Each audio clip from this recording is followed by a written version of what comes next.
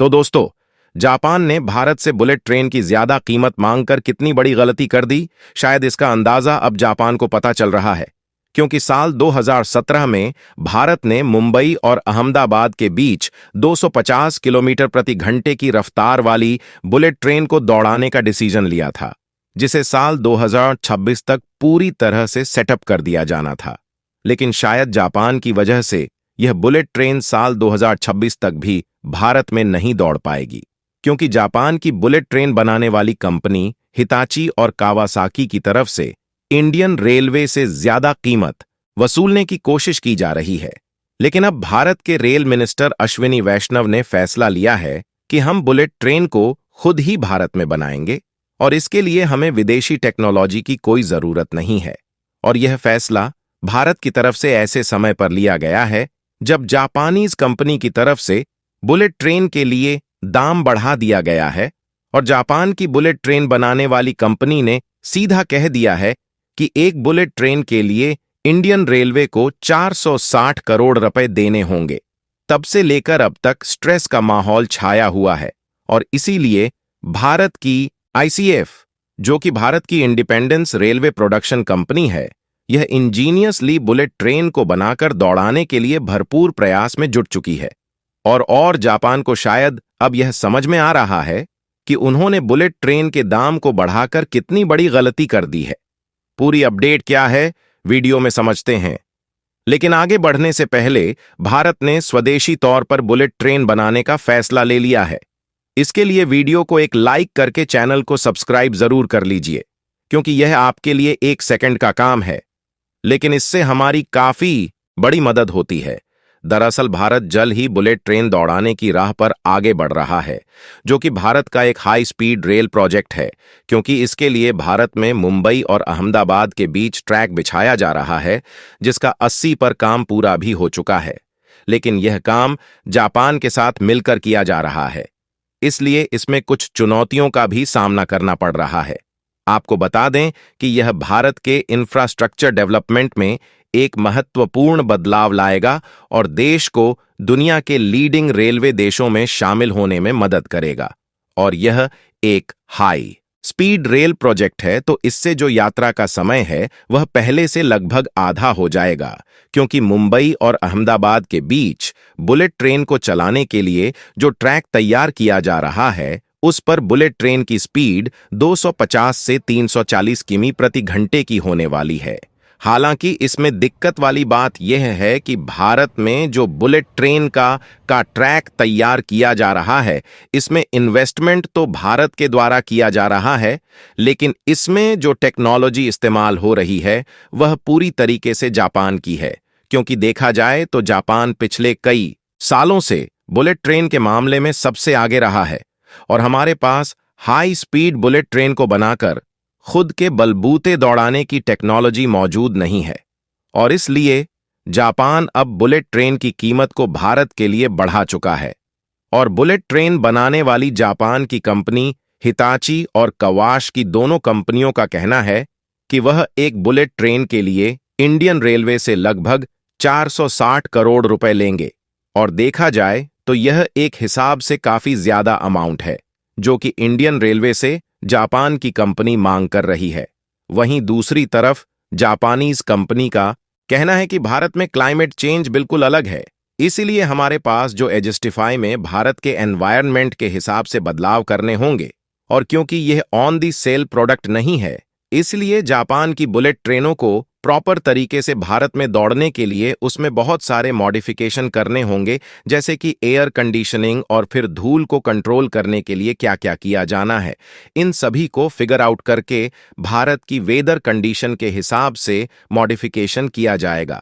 इसलिए जापान से Indian railway के लिए बुलेट ट्रेन लेना थोड़ा महंगा पड़ रहा है। वैसे जापान को जब इसकी कीमत बढ़ाना ही था, तो जापान की बुलेट ट्रेन बनाने वाली कंपनियां भारत की आईसीएफ, जो कि इस समय इंडियन रेलवे के प्रोजेक्ट को संभाल रही है, इनके साथ मिलकर इन बुलेट ट्रेन को बना सकती थी। इससे हमारे लिए बुलेट ट्रेन थोड़ा सस्ती पड़ जाती और इन बुलेट ट्रेन को जापान की टेक्नोलॉजी पर भारत में बनाकर तैयार कर लिया जाता, लेकिन शायद जापान ऐसा करना ही नहीं चाहता। खैर, कुछ भी हो, भारत की आईसीएफ इस समय बुलेट ट्रेन को खुद डेवलप करने पर जुट चुकी है। हालांकि भारत में जो बुलेट ट्रेन बनाई जा रही है वह जापान के जैसे एडवांस और हाईटेक तो नहीं होगी, जैसे कि वैक्यूम टॉयलेट और अन्य तमाम आधुनिक फीचर्स नहीं होंगे, क्योंकि भारत जो बुलेट ट्रेन डिजाइन कर रहा है वह कॉस्ट फोकस्ड है, यानी कि इसे कम लागत में बनाने का डिसीजन लिया गया है। इसलिए यहां पर वैक्यूम टॉयलेट की बजाय बायो टॉयलेट यूज किए जाएंगे। और दूसरी खास बात यह है कि इन बुलेट ट्रेन को इस तरह से डिजाइन किया जा रहा है ताकि 50 डिग्री सेल्सियस टेम्परेचर में आसानी से सरवाइव कर सके और इसके संचालन में कोई भी दिक्कत ना हो। और आपको बता दें कि भारत के लिए बुलेट ट्रेन को डेवलप करना उतना भी ज्यादा मुश्किल भरा काम नहीं है, क्योंकि ऑलरेडी भारत में वंदे भारत एक्सप्रेस चल रही है, जो कि देखा जाए तो एक प्रकार से बुलेट ट्रेन की टेक्नोलॉजी पर ही ज्यादातर बेस्ड है।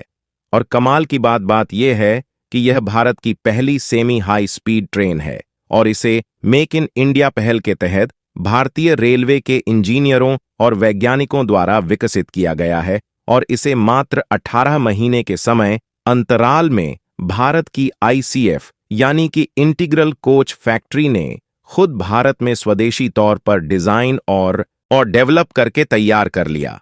और इसमें ऐसी कोई भी टेक्नोलॉजी का इस्तेमाल नहीं किया गया है जिसके लिए हमें जापान या फिर किसी अन्य देश के सामने हाथ फैलाना पड़ा हो।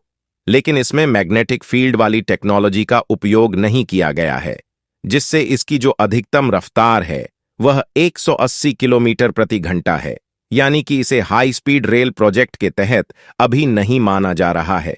और भारत की जो पहली बुलेट ट्रेन होगी उसे मुंबई और अहमदाबाद के बीच चलाया जाएगा और इसकी स्पीड 250 किलोमीटर प्रति घंटा से 340 किलोमीटर प्रति घंटे तक होने वाली है, क्योंकि इसमें मैग्नेटिक फील्ड की टेक्नोलॉजी का इस्तेमाल करके बनाया जाना है, जिससे पूरे तरीके से कंप्लीट होने में 1-2 सालों का और समय लग सकता है।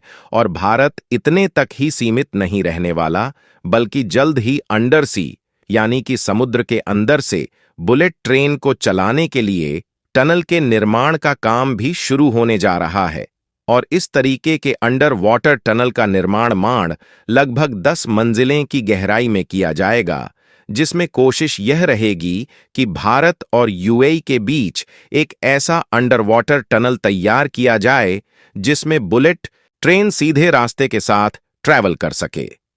हालांकि यह इतना भी आसान नहीं है, इसलिए शायद हमें विदेशी कंपनियों की भी मदद लेनी पड़ेगी, फिर चाहे भले ही इन्वेस्टमेंट ज्यादा ही क्यों ना हो, क्योंकि इस तरीके के प्रोजेक्ट में सिक्योरिटी का भी विशेष ध्यान रखा जाना सबसे ज्यादा जरूरी है। और भारत जिस तेजी के साथ बुलेट ट्रेन पर खुद काम कर रहा है, उससे हाल ही में जब जी समिट में भारतीय प्रधानमंत्री गए थे तो जापान के द्वारा बुलेट ट्रेन की चर्चा की गई।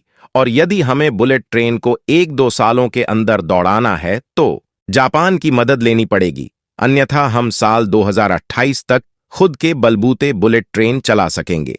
बाकी आपको क्या लगता है कि हमें जापान से बुलेट ट्रेन खरीदनी चाहिए या फिर खुद बनाने पर फोकस करना चाहिए?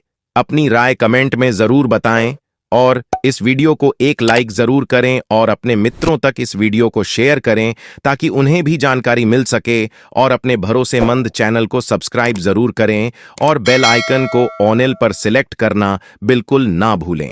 मिलते हैं किसी और नॉलेजेबल वीडियो के साथ, तब तक के लिए जय हिंद, जय भारत, वंदे मातरम।